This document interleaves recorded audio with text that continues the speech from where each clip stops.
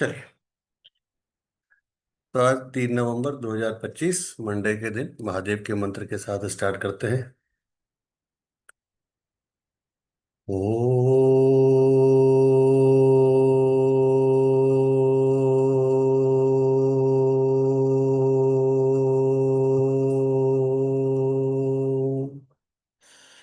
ओम त्र्यंबकं यजामहे सुगंधिं पुष्टिवर्धनम् उर्वारुकमिव बन्धना मृत्योर्मुक्षीयमामृता। ॐ त्र्यंबकं यजामहे सुगंधिं पुष्टिवर्धनम् उर्वारुकमिव बन्धनात् मृत्योर्मुक्षीयमामृता। ॐ त्र्यंबकं यजामहे सुगंधिं पुष्टिवर्धनम् उर्वारुकमिव बन्धनात् मृत्योर्मुक्षीयमामृता। ॐ त्र्यंबकं यजामहे सुगंधिं पुष्टिवर्धनम् उर्वारुकमिव बन्धनात् मृत्योर्मुक्षीयमामृता। ॐ त्र्यंबकं यजामहे सुगंधिं पुष्टिवर्धनम् उर्वारुकमिव बन्धनात् मृत्योर्मुक्षीयमामृता। ॐ त्र्यंबकं यजामहे सुगंधिं पुष्टिवर्धनम् उर्वारुकमिव बन्धनात् मृत्योर्मुक्षीयमामृता। ॐ त्र्यंबकं यजामहे सुगंधिं पुष्टिवर्धनम् उर्वारुकमिव बन्धनात् मृत्योर्मुक्षीयमामृता। गुरु ब्रह्मा गुरु विष्णु गुरुदेवो महेश्वरा गुरु साक्षात परब्रह्म तस्मै श्री गुरुवे नमः तस्मै श्री गुरुवे नमः तस्मै श्री गुरुवे।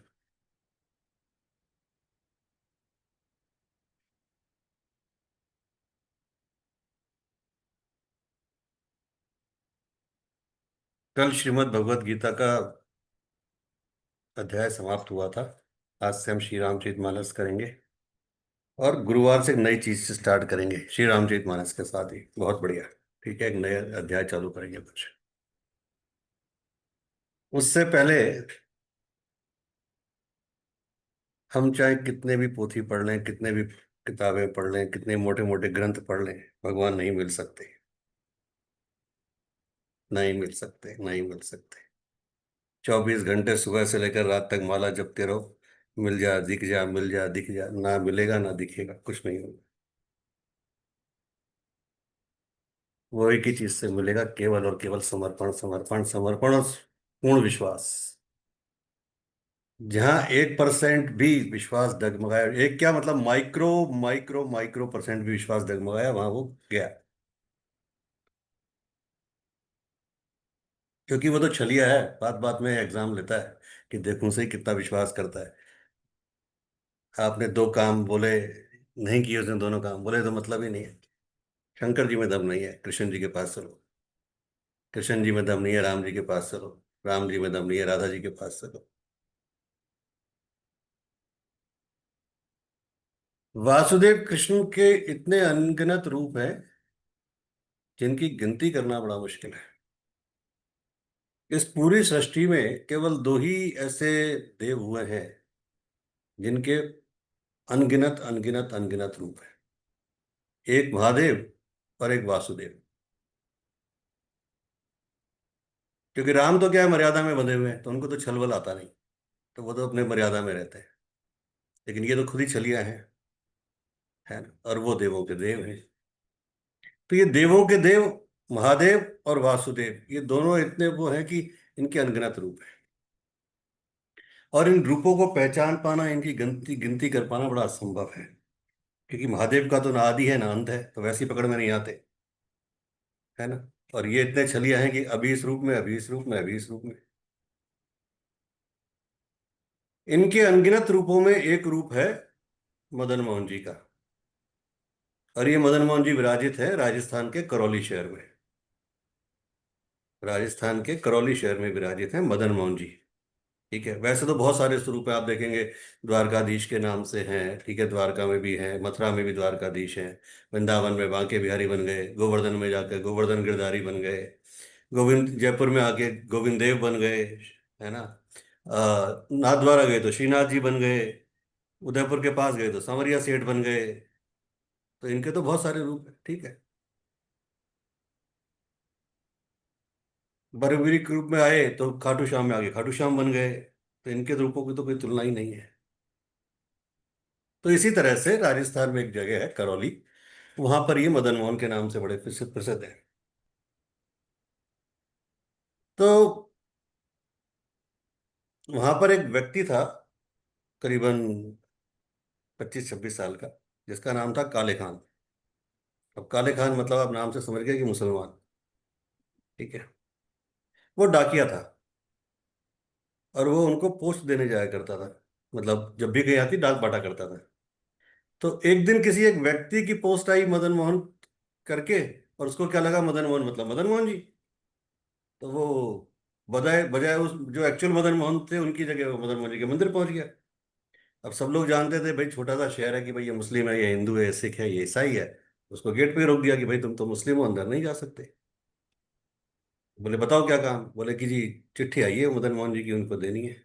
बोले लाओ हम देते हैं। बोले नहीं आपको तो नहीं दूंगा, दरबान को। बोले पुजारी जी को बुला दो। पुजारी जी आ गए, बोले हाँ। बोले मदन मोहन जी, बोले हाँ यही रहते हैं। बोले कहाँ है, बोले वो खड़े थे। तो उसने दूर से देखा तो उसको मदन मोहन जी की थोड़ी सी छवि दिखाई दी। अरे बड़े प्यारे लग रहे हैं, बड़े सांवले से हैं, और बड़े ऐसे स्टाइल में खड़े हुए हैं, दोनों टांगों को इधर से उधर करके। तो उसको मन को भा गए, चिट्ठी दे के चल दिया। रात को नींद नहीं आई, पूरी रात मदन मोहन जी आते रहे सपने में।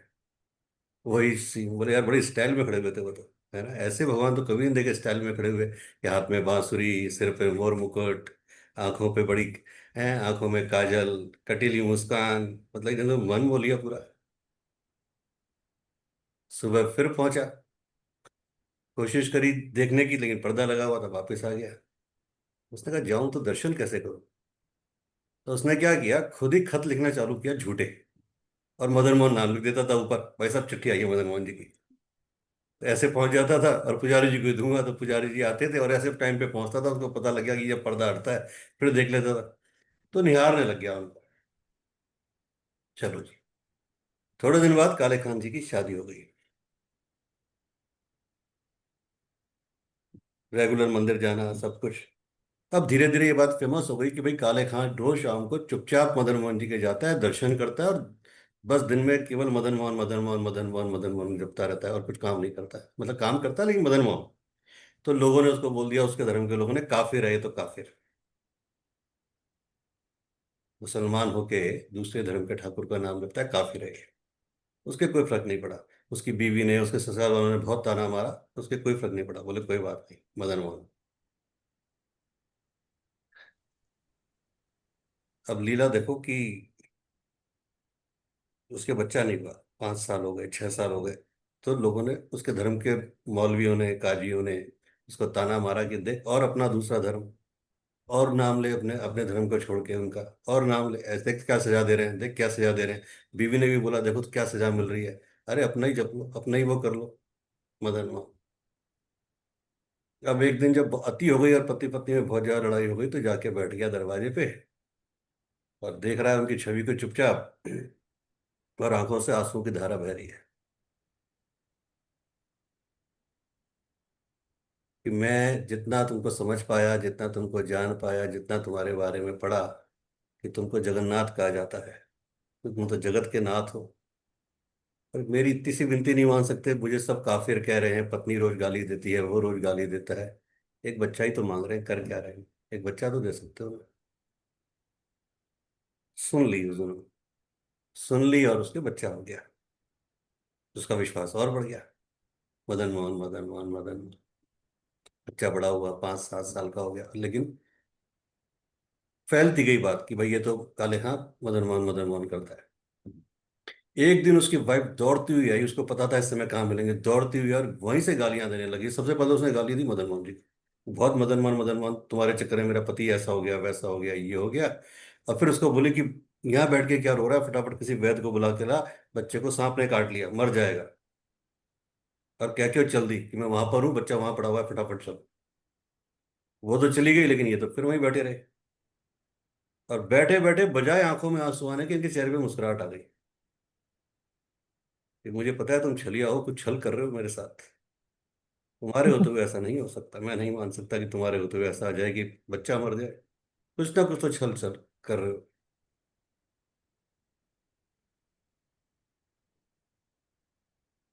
गया वैद्य, थोड़ी देर बाद उठा, बोले तुम्हारे हवाले, मैं चला।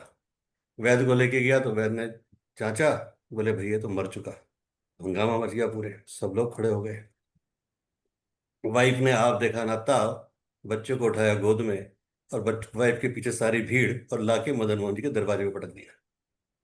ये लो तुम्हारा नाम जपता है ना मेरा पति, संभालो इसको। सब लोग चिल्लाने लगे कि बहुत तू मदन मोहन, मदन मोहन करता है ना, बुला मदन मोहन को, करें जिंदा। अब वो कुछ नहीं बोला, एक शब्द नहीं बोला, केवल उनको उनको निहार रहा है, केवल निहार रहा है और कुछ नहीं कर रहा है। और नीचे बच्चे की लाश पड़ी है। मन ही मन बोल रहा है कि क्या कर रहे हो, क्या चाह रहे हो, कुछ तो बताओ। और आज इनको दिखा दो कि तुम हो, और मेरी भक्ति झूठी नहीं है। तभी उसकी आंखों से दो आंसू टपके और बच्चे के शरीर पे गिरे। और जैसे ही वो दो आंसू उसके बच्चे के शरीर पे गिरे, बच्चा हड़बड़ा के उठा और बोला, कहाँ गया, कहाँ गया, कहाँ गया? तो सब लोग एकदम पीछे हट गए कि ये क्या हो, बच्चा तो उठ गया। सबने पूछा कौन कहाँ गया? अरे वो था ना, वो भी, जिसके हाथ में बांसुरी थी, जिसके पंख थे, वो काला सांवला सा, कहाँ गया वो सब? तो मदन मोहन उस बच्चे के साथ खेल रहे हो, उसके रूप में वहां पहुंच गए। तो सब लोगों ने काले खां के पैर पकड़ लिए कि हाँ ये है भक्ति, और ये है भक्ति की शक्ति। तो यही भक्ति है, इसी भक्ति से ईश्वर मिलेगा। बाकी किसी चीज से ईश्वर नहीं मिल सकता, चाहे कितने भी कोर्स कर लो, कितने भी किताबें पढ़ लो, कितनी भी माला जप ले, जब तक मन में वो बिल्कुल। निश्चल विश्वास नहीं होगा, वो पवित्र विश्वास नहीं होगा, पवित्र प्रेम नहीं होगा, तब तक तो नहीं मिलेगा। कितना भी कर लो, कितने ही ऋषि मुनि तपस्वी आए और आके चले गए, कितने ही कुछ कर गए, वो हमेशा मिला पागलों को ही है। कहते हैं इतिहास हमेशा पागल ही रचते हैं। बिल्कुल। इतिहास कभी समझदारों ने नहीं रचा। इतिहास कभी, जहां दिमाग लग गया ना, क्योंकि ईश्वर को पाना है तो दिल लगाना पड़ेगा, दिमाग नहीं। और लोग वह गलतियां करते हैं, दिमाग लगाते हैं। बस जिस बस दिन दिल बस। लगाना सीख गए ना, उस दिन ईश्वर को पालोगे। और जिस दिन, जब तक दिमाग लगता रहेगा, तब तक बस वो किताबों में, मूर्तियों में, और वहीं मिलेगा। फिर तो बस कथा ही सुनाते रह जाएंगे कि हाँ भाई ये था, वो था, वो था। लेकिन जिस दिन दिल लगा लिया तरीके से, उसके साथ, किसी और के साथ नहीं, उसके साथ, उस दिन वो मिल जाए। वो भी ढूंढता है कि कोई तो आए जो मेरे साथ दिल लगाए। उसको भी जरूरत है, ऐसी नहीं है। चलिए, श्री रामचरितमानस की बात करते हैं। श्री रामचरितमानस में हम अयोध्या कांड पढ़ रहे थे कि किस तरीके से राजा दशरथ और कैकई का प्रसंग चल रहा था। राजा दशरथ कहते हैं कि तुम तो सदा कहा करती थी कि श्री रामचंद्र के समान मुझको भरत भी प्यारे नहीं है, इस बात को सारा जगत जानता है। श्री रामचंद्र जी पर तो तुम स्वाभाविक ही स्नेह करती हो, आज किस अपराध से उन्हें वन देती हो? तुमने कभी सीता को पराया नहीं समझा, सारा देश तुम्हारे प्रेम और विश्वास को जानता है। अब कौशल्या ने तुम्हारा कौन सा काम बिगाड़ दिया, जिसके कारण तुमने सारे नगर पर वज्र गिरा दिया? क्या सीता जी अपने पति का साथ छोड़ देंगी? क्या लक्ष्मण जी श्री रामचंद्र जी के बिना घर रह सकेंगे? क्या भरत जी श्री रामचंद्र जी के बिना अयोध्यापुरी का राज्य भोग सकेंगे? और क्या राजा श्री रामचंद्र जी के बिना जीवित रह सकेंगे? अर्थात ना सीता जी यहाँ रहेंगी, ना लक्ष्मण जी रहेंगे, ना भरत जी राज्य करेंगे, और ना राजा ही जीवित रहेंगे, सब उजाड़ हो जाएगा। हृदय में ऐसा विचार कर क्रोध छोड़ दो, शोक और कलंक की कोठी मत बनो। भरत को अवश्य युवराज पद दो, पर श्री रामचंद्र जी का वन में क्या काम है। हम हमेशा सुनते सुनते आए हैं कि लक्ष्मण जी का त्याग देखो, अपने भाई के पीछे पीछे चल दिए। भरत का त्याग देखो, सिंहासन पे नहीं बैठे, उनकी खड़ाओं को सिंहासन पे रख दिया। पर हकीकत में त्याग देखो तो किसका है। हम्म। लक्ष्मण, लक्ष्मण जी की वाइफ का, भरत जी की वाइफ का, जी। शत्रुघ्न जी की वाइफ का। वो है त्याग। उस त्याग की बात कोई नहीं करता। हकीकत त्याग तो वही है। जी।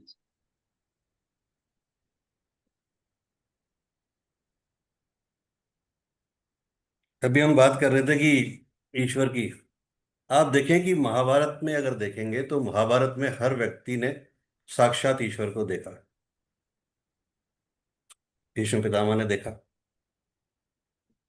कुंती ने देखा, कर्ण ने देखा, शकुनी ने देखा। कौन ऐसा है जिसने वासुदेव को नहीं देखा। पर सबने केवल शारीरिक रूप से वासुदेव को देखा। अंदर से तो केवल एक ही देख पाया, अर्जुन। सबके सामने वासुदेव साक्षात थे, लेकिन वो शरीर से थे। अंदर से केवल एक ही पा पाया। और इसीलिए अगर आपको ध्यान हो तो गीता में एक प्रसंग आया जिसमें बोला गया, वासुदेव ने कहा कि मैं ही भरतवंशियों में अर्जुन हूँ। उन्होंने डिक्लेयर भी किया कि मैं ही भरतवंशियों में अर्जुन भी हूँ। इतनी बड़ी बात उन्होंने बोली कि अर्जुन, अर्जुन के अंदर भी मुझे देखो। और जो सबसे ज्यादा उनको देखा, वो किसने देखा, दुर्योधन ने। और एक बात और आज आपको मैं बताता हूँ, कभी और इस पर डिस्कस करेंगे, कि एक दुष्ट व्यक्ति, एक पापी व्यक्ति, या एक नास्तिक व्यक्ति एक आस्तिक से कहीं जल्दी ईश्वर को पा सकता है।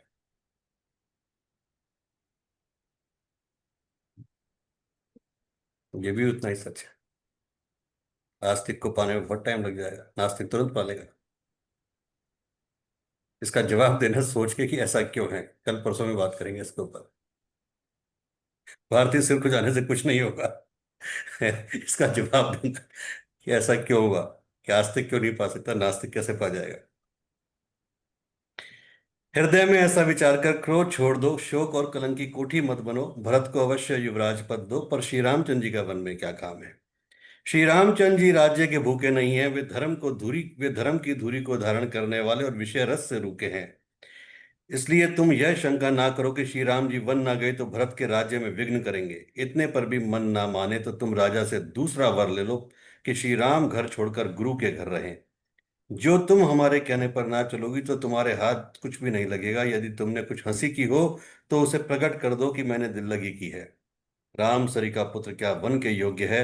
यह सुनकर लोग तुम्हें क्या कहेंगे। जल्दी उठो और यही उपाय करो कि जिस उपाय से शोक और कलंक का नाश हो। जिस तरह नगर भर का शोक और तुम्हारा कलंक मिटे, वही उपाय करके कुल की रक्षा करें। वन जाते हुए श्री राम जी को हट करके लौटा दो, दूसरी कोई बात ना चलेगी। तुलसीदास जी कहते हैं कि जैसे सूर्य के बिना दिन, प्राण के बिना शरीर और चंद्रमा के बिना रात, वैसे ही श्री रामचंद्र जी के बिना अयोध्या हो जाएगी। हे भामिनी, तो अपने हृदय में इस बात को समझ तो सही। इस प्रकार सखियों ने ऐसी सीख दी जो सुनने में मीठी, परिणाम में हितकारी थी। पर कुटिला कब्री की सिखाई हुई पढ़ाई हुई कंकर कैकई ने इस पर जरा भी कान नहीं दिया। कैकई ने कोई उत्तर नहीं दिया। वह क्रोध के मारे रूखी हो गई, ऐसी दिखती है मानो भूखिन, या मानो भूखी भागिन हरिणियों को देख रही हो। तब सखियों ने रोग को असाध्य समझकर उसे छोड़ दिया। सब उसको मंद बुद्धि अभागिनी कहती हुई चल दी। राज्य करते हुए इस कैकई को देव ने नष्ट कर दिया। इसने जैसा कुछ किया वैसा कोई भी ना करेगा। नगर के सब स्त्री पुरुष इस प्रकार विलाप कर रहे हैं और उस कुचाली कैकई को करोड़ों गालियां दे रहे हैं।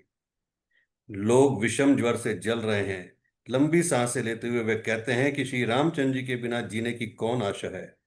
महान वियोग से प्रजा ऐसी व्याकुल हो गई है मानो पानी सूखने के समय जलचर जीवों का समुदाय व्यक्त व्याकुल हो। सभी पुरुष और स्त्रियां अत्यंत विषाद के वश हो रहे हैं।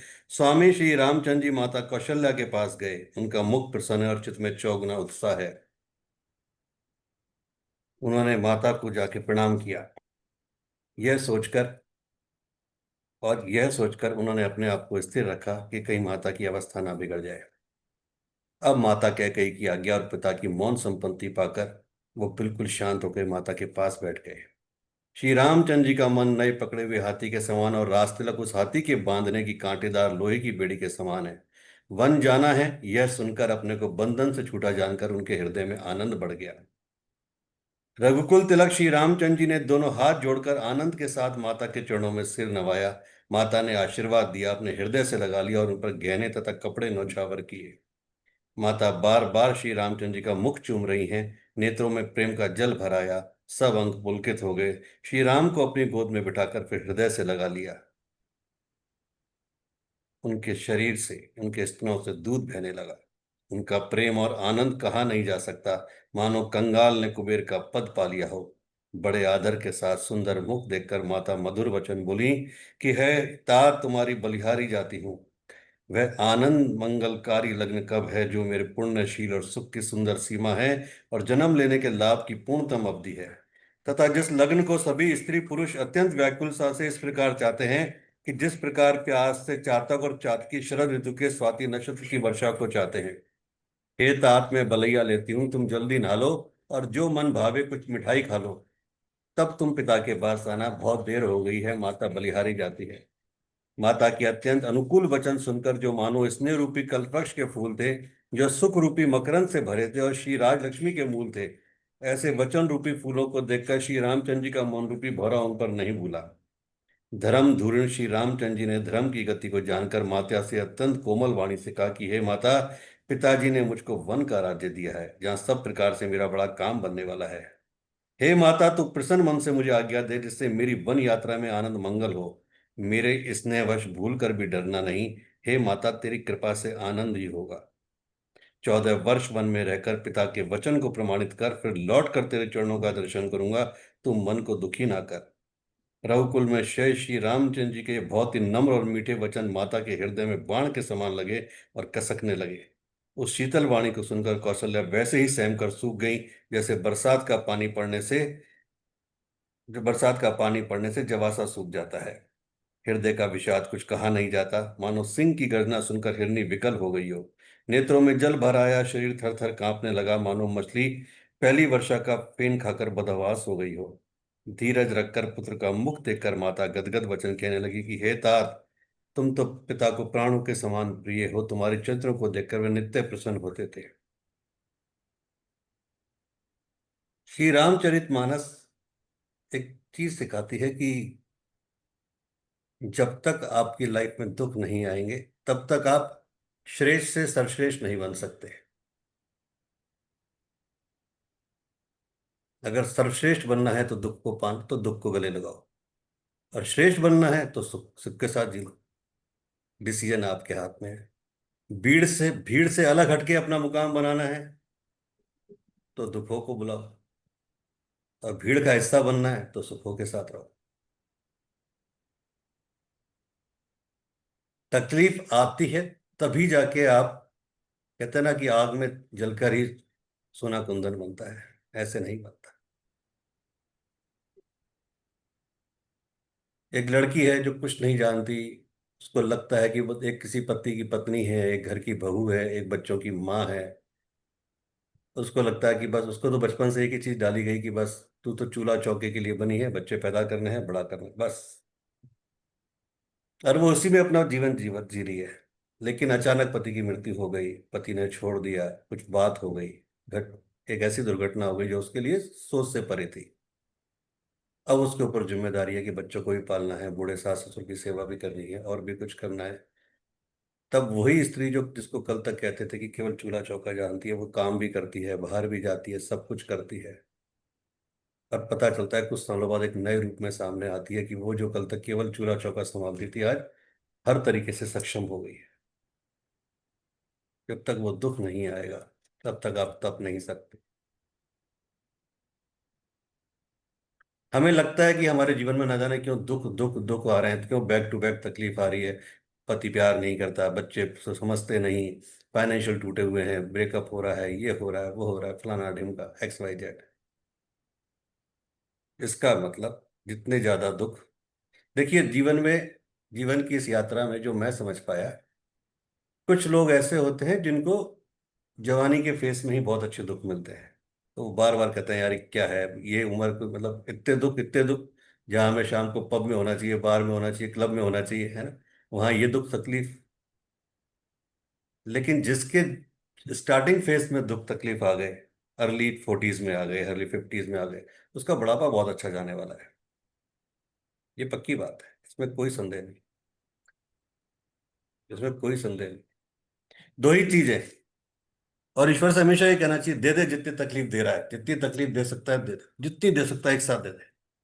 क्योंकि जब हम ये मांगते हैं ना उससे कि अरे बहुत दुख तकलीफ आ रही है, तकलीफ आ रही है, इसको बंद कर बंद कर बंद कर, तो वो सुन लेता है, चलो बंद कर। लेकिन जो आपके पास लाइफ के कर्मास हैं, जो दुख भोगने हैं, अगर आपको 50 दुख भोगने थे, माधवी को 50 दुख भोगने हैं, अब 40 के बाद ये चला रही है, बंद करो बहुत हो गया, कितने सोंगे कितने सोंगे, तो वो भी कहता है यार ठीक है, रोज चिल्लाती है, बंद करो उसको। लेकिन 10 जो पेंडिंग बच गए उसको तो भोगना तो पड़ेगा ना भाई, वो 10 को उसने रिमूव थोड़ी किया है। वो तो साइड में उठा के रख दिया है कि चल यार ये बहुत परेशान हो गई, रोज रोती रहती है, सुबह शाम एक ही चीज रोती है। तो वो 10 उठा के साइड में रखे हैं उसने, खत्म थोड़ी किया उनको उसने।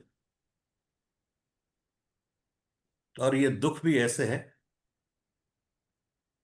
कि जो मूल पे ब्याज की तरह बढ़ते हैं, कि 10 के कब 11 हो जाएंगे और 11 के 12 हो जाएंगे पता भी नहीं चलेगा। इससे बढ़िया है जो 40, जब 40 झेल रहे हो तो फिर प्रार्थना करनी चाहिए 50 भी झेल दो भैया, सब एक साथ दे दो। क्योंकि आदत में आ चुका है अब दुख झेलना। अब जिस दिन दुख नहीं आता ना, ऐसा लगता है आज क्या हो गया यार, आज बड़ा शांति से दिन निकल गया, सब ठीक तो है ना, आज तो कोई दुख ही नहीं आया, आज तो कोई फोन ही नहीं आया किसी का, आज तो किसी ने गाली ही नहीं दी, आज तो कुछ हुआ ही नहीं, ये क्या हो गया। लेकिन क्योंकि आपकी आदत में आ चुका हो। और विश्वास करना, जिस दिन वो 50 पूरे हो गए ना, फिर सुख ही सुख है, फिर आपका बुढ़ापा भी अच्छे बीतेगा, सब कुछ अच्छा। कुछ लोगों को देखो जवान, अरे बॉस हमने तो जवानी में इतने ऐश करें, इतने ऐश करें, इतने ऐश करें, डेली क्लब डेली पब, यहाँ जाते थे, वर्ल्ड टूर करा, फलाना करा, ढिमका करा। और 50 की एज के बाद देखो जो बेड पकड़ते हैं ना, जब तक अंतिम सांस निकलती है बेड पे रहते हैं।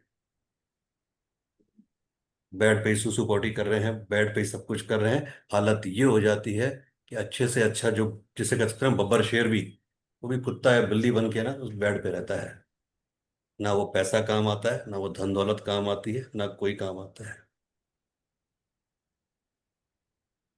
इसलिए जितने दुख मिल रहे हैं, thanks to universe, gratitude to universe, की बढ़िया है आप दुख दे रहे हो। दुख दे रहा है इसका मतलब आपके पास लाइफ के बैड कर्मास कटते जा रहे हैं, कटते जा रहे हैं, कटते जा रहे हैं, बड़े प्यार से गले लगाओ। और हम उल्टा करते हैं, ये दुख काट दे, ये दुख काट दे, ये दुख काट दे। आप एक चीज देख लेना, कभी भी आंधी तूफान जब जाता है, आंधी तूफान जब आता है, साइक्लोन जब आता है, तो उसके बाद चारों तरफ एकदम क्लियर आसमान मिलेगा, क्लियर रास्ते मिलेंगे, सब चीज क्लियर मिलेगी। ये पक्की बात है। तो वो दुख तकलीफ भी जब आपके जीवन से हटते हैं ना, एक साथ ही जब कंटिन्यू आप हटते हैं, तो फिर आपको एकदम क्लियरिटी मिलती है, क्लियर विजन मिलता है, क्लियर सब कुछ मिलता है। सबसे बड़ी गलती इंसान यही करता है कि उनको बीच में ही छोड़ देता है कि नहीं मुझे तो सुख दे दो, सुख दे दो, सुख दे दो, मैं हार गया। वो पक्का बढ़ेंगे, क्योंकि जो उन्होंने लिखा है ना, आप एक चीज देखो कि भीष्म पितामह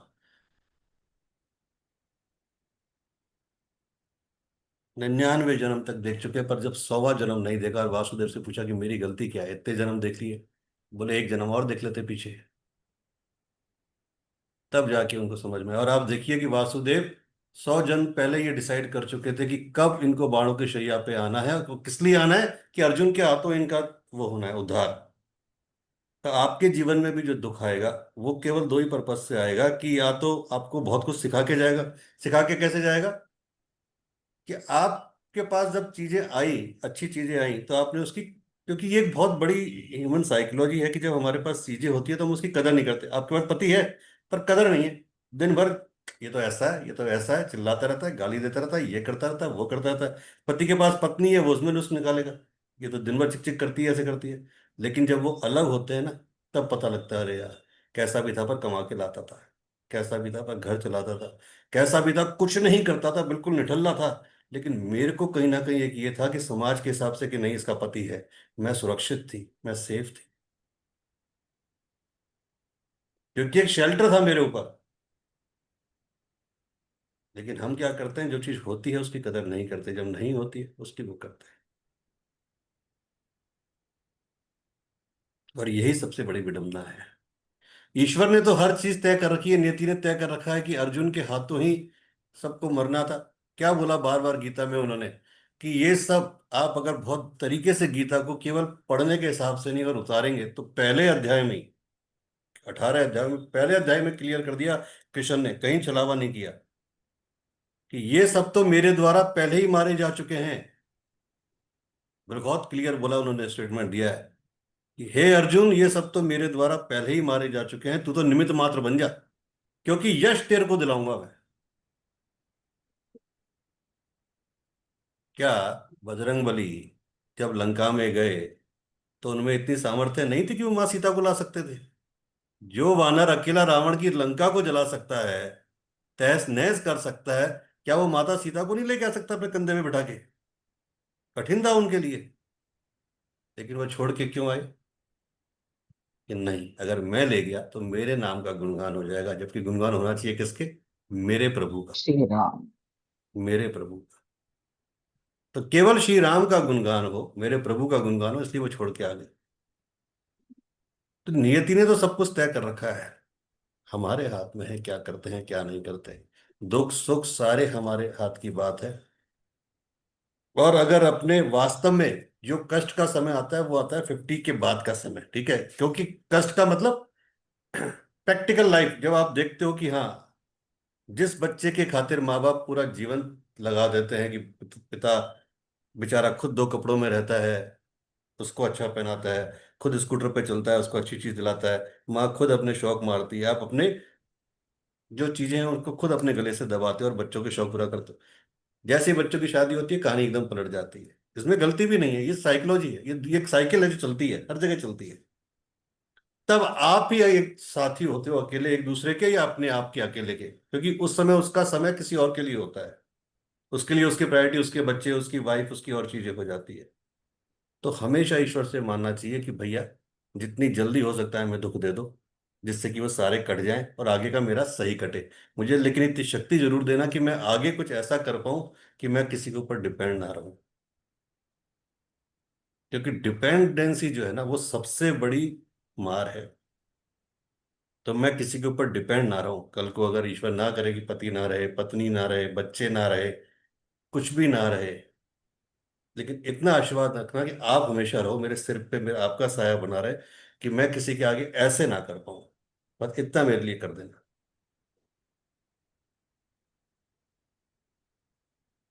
क्योंकि ये बहुत बड़ी वो है कि हम, स्पेशली इंडिया में, फॉरेन कल्चर की बात अलग है कि वहाँ बच्चों को 9 10 से या छोटे से अपने आप खड़े होना सिखाते हैं, है ना? कि कोई बच्चे अच्छे से अच्छे बच्चे जॉब कर रहे हैं बर्गर किंग में या कहीं भी पिज्जा हट में, और यहाँ तो क्या है, 25 साल का भी हो गया तो भी अरे मेरा मेरा बच्चा है कहाँ जाएगा, मेरा बच्चा है कहाँ जाएगा, है ना? यहाँ तो बच्चे को दूर करने की बात पे ही हम वो हो जाते हैं। तो इसलिए श्री रामचरितमानस हमेशा ये बताती है कि जितनी जल्दी चीजों को छोड़ सकते हैं, और छोड़ेंगे, अगर वास्तव में बच्चों का फ्यूचर बनाना है तो उनको छोड़ दो। क्योंकि ये किसी भी उसमें पकड़ लो, मोह हमेशा बांधता है और प्रेम हमेशा स्वतंत्र करता है। अब आपके ऊपर डिपेंड करता है। आप केवल बोलते हो कि मैं अपने बच्चे से प्यार करती हूँ, मैं उससे प्यार करती हूँ, मैं पति से प्यार करती हूँ। पति से प्यार तो करती हूँ, लेकिन अगर पति कह रहा है कि भाई अपन दोनों दिल्ली में रहते हैं, साथ रहते हैं, यहाँ मुझे 50,000 रुपये सैलरी मिल रही है, लेकिन मेरे पास एक ऑफर आया है मुंबई का जो मुझे 1 लाख सैलरी दे रहे हैं, जस्ट डबल, और अच्छी वो दे रहे हैं, नहीं नहीं तुम दूर नहीं जाओगे, नहीं मैं तुम्हारे बिना नहीं रह सकती। ये प्रेम नहीं है, ये मोह है। मोह बांधता है और प्रेम छोड़ता है, स्वतंत्र करता है। अब आप डिसाइड करो कि आपको क्या करना है, मोह या प्रेम। डिसीजन आपका है। और श्री रामचरितमानस यही सिखाती है कि अगर आगे बढ़ना है, क्योंकि अगर राज्य मिल गया होता तो एक चक्रवर्ती, हम भी कहीं पढ़ रहे होते कि अयोध्या के भी चक्रवर्ती सम्राट हुए थे जिनका नाम राम था, जो कि राजा दशरथ के पुत्र थे। फिर वह श्री राम को पूजा नहीं कर रहे होते, श्री राम के मंदिर नहीं होते थे। अगर उस लेवल पे आना है तो चीजों को त्यागना पड़ेगा। मतलब बेसिकली श्री रामचरितमानस ने जो केवल एक चीज सिखाई वो है त्याग। कि अगर चीजों के प्रति मोह नहीं बांधा और हर चीज का त्याग करने के लिए तैयार हो, तो आपको बेस्ट बनने से कोई नहीं रोक सकता। लेकिन जब तक चीजों को पकड़ेंगे, और जितना चीजों को पकड़ते हैं ना, आप अपनी अपनी लाइफ के ऊपर लेके देखें ना, जितना आप पति को पकड़ोगे, जितना आप पत्नी को पकड़ोगे, जितना आप बच्चों को पकड़ोगे, जितना आप पैसों को पकड़ोगे, जितना आप, उतनी ही चीजें दूर भागेंगी। और जितना छोड़ दोगे, छोड़ने का मतलब ऐसा नहीं, जितना आप छोड़ दो उतना चीजें पास आएगी, उतनी ही चीजें पास आएगी, आपके ऊपर है।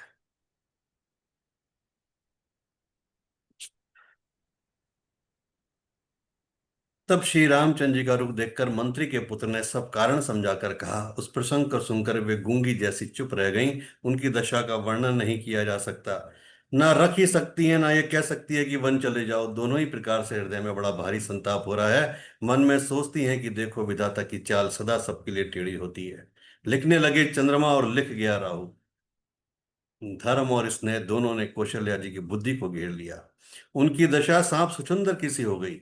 वे सोचने लगी कि यदि मैं अनुरोध करके पुत्र को रख लेती हूं तो धर्म जाता है और भाइयों में विरोध होता है, और यदि वन जाने को कहती हूं तो बड़ी हानि होती है। इस प्रकार के धर्म संकट में पड़कर रानी विशेष रूप से सोच के वश हो गई। फिर बुद्धिमती कौशल्या जी स्त्री धर्म को समझकर और राम तथा भरत दोनों पुत्र को समान जानकर सरल स्वभाव वाली श्री रामचंद्र जी की माता बड़ा धीरज रखकर बोली कि हे तात, मैं बलिहारी जाती हूँ, तुमने अच्छा किया। पिता की आज्ञा का पालन करना ही सब धर्मों का शिरोमणि धर्म है। राज्य देने को कहकर वन दे दिया, उसका लेश मात्र भी मुझे दुख नहीं है। दुख तो इस बात का है कि तुम्हारे बिना भरत को, महाराज को, प्रजा को बड़ा भारी क्लेश होगा। हे तात, यदि केवल पिताजी की आज्ञा हो तो माता को बड़ी जानकर वन को मत जाओ। किंतु यदि माता पिता दोनों ने वन जाने को कहा हो तो वन तुम्हारे लिए सैकड़ों अयोध्या के समान है। वन के देवता तुम्हारे पिता होंगे और वन देवियां तुम्हारी माता होंगी। वहां के पशु पक्षी तुम्हारे चरण कमलों के सेवक होंगे। राजा के लिए अंत में तो वनवास करना है, उचित ही है। केवल तुम्हारी अवस्था देखकर हृदय में दुख होता है। हे रघुवंश के तिलक, वन बड़ा भाग्यवान है और ये अवध अभागी है जिसे तुमने त्याग दिया। हे पुत्र, यदि मैं कहूं तो मुझे भी साथ ले चलो तो तुम्हारे हृदय में संदेह होगा कि माता इस बहाने से मुझे रोकना चाहती है। तो हे पुत्र, तुम सभी के परम प्रिय हो, प्राणों के प्राण और हृदय के जीवन हो। वही प्राणाधार तुम कहते हो कि माता मैं वन को जाऊं, और मैं तुम्हारे वचनों को सुनकर बैठी पछताती हूँ। यह सोचकर झूठा स्नेह बढ़ाकर मैं हट नहीं करती। बेटा, मैं बलैया लेती हूँ, माता का नाता तोड़कर मेरी सुध भूल ना जाना। हे गोसाई, सब देव और पितर तुम्हारी वैसे ही रक्षा करें जैसे जैसे पलकें आंखों की रक्षा करती हैं। तुम्हारे वनवास की अवधि 14 जल है। प्रियजन और कुटुंबी मछली हैं। तुम दया की खान और धर्म की धुरी को धारण करने वाले हो। ऐसा विचार कर वही उपाय करना जिससे सबके जीते जी तुम आ मिलो। मैं बलिहारी जाती हूँ, तुम सेवकों, परिवार वालों और नगर भर को अनाथ करके सुखपूर्वक वन को जाओ। आज सबके पुण्यों का फल पूरा हो गया, कठिन काल हमारे विपरीत हो गया। इस प्रकार बहुत विलाप करके और अपने को परम अभागिनी जानकर माता श्री रामचंद्र जी के चरणों में लिपट गई। हृदय में भयानक संताप छा गया। उस समय के भव्य विलाप का वर्णन नहीं किया जा सकता। श्री रामचंद्र जी ने माता को उठाकर हृदय से लगा लिया और फिर कोमल वचन कहकर उन्हें समझाया। उसी समय यह समाचार सुनकर सीता जी अकुला उठी और सास के पास जाकर उनके दोनों चरण कमलों की वंदना कर सिर नीचा करके बैठ गई। सास ने कोमल वाणी से आशीर्वाद दिया। वे सीता जी को अत्यंत सुकुमारी देखकर व्याकुल हो उठी। रूप की राशि और पति के साथ पवित्र प्रेम करने वाली सीता जी नीचा मुख किए बैठे सोच रही हैं। जीवन नाथ वन को चलना चाहते हैं, देखें किस पुण्यवान से उनका साथ होगा। शरीर और प्राण दोनों साथ जाएंगे या केवल प्राणी से ही इनका साथ होगा। विधाता की करनी कुछ जानी नहीं जाती। सीता जी अपने सुंदर चरणों के नखों से धरती कुरेद रही हैं। ऐसा करते समय नुपुरों का जो मधुर शब्द हो रहा है, कवि उसका वर्णन इस प्रकार करते हैं कि मानो प्रेम के वश होकर नुपुर यह विनती कर रहे हैं कि सीता जी के चरण कभी हमारा त्याग ना करें। सीता जी सुंदर नेत्रों से जल बहा रही हैं। उनकी ये दशा देखकर श्री राम जी की माता कौशल्या जी बोली, हे तात सुनो, सीता अत्यंत ही सुकुमारी है तथा सास ससुर और कुटुंबी सभी को प्यारी है। इनके पिता जनक जी राजाओं के शिरोमणि हैं। ससुर सूर्य कुल के सूर्य और पति सूर्य कुल रूपी कुमुद वन को खिलाने वाले चंद्रमा तथा गुण और रूप के भंडार हैं। फिर मैंने रूप की राशि, सुंदर गुण और शील वाली प्यारी पुत्र वधु पाई है। मैंने इस जानकी को आंखों की पुतली बनाकर इनसे प्रेम बढ़ाया है और अपने प्राण इनमें लगा रखे हैं। इन्हें कल्पलता के समान मैंने बहुत तरह से बड़े लाड़ चाव के साथ स्नेह रूपी जल से सींच कर पाला है।